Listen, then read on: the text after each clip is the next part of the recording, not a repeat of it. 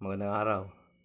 Ngayon, papatakbuhin natin itong Hyperdash 3 na nakatakbo ng 48 km/h sa yung ano lang kukunin natin ng RPM. Shout nga pala kay kay Sir Carlo Hernandez. Tanong niya, parehas lang kaya ang RPM niya using Giddy Up and Tamiya speed checker? Ayan, malaman natin ngayon.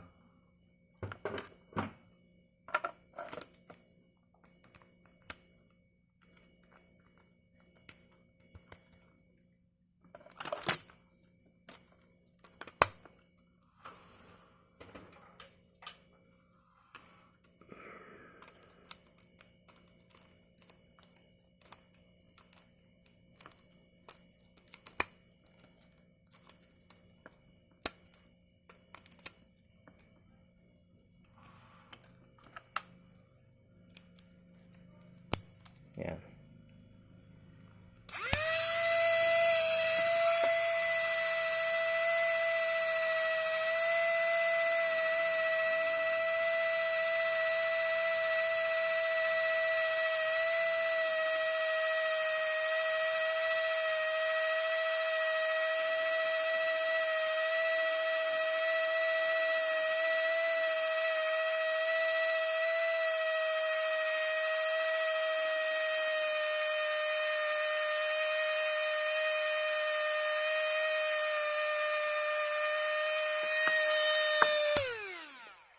Ayun.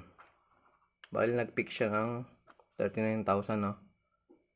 Ayan, yung pagkakaiba nung sa RPM tsaka sa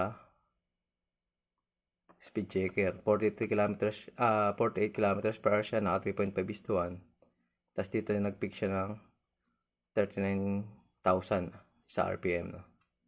Thank you.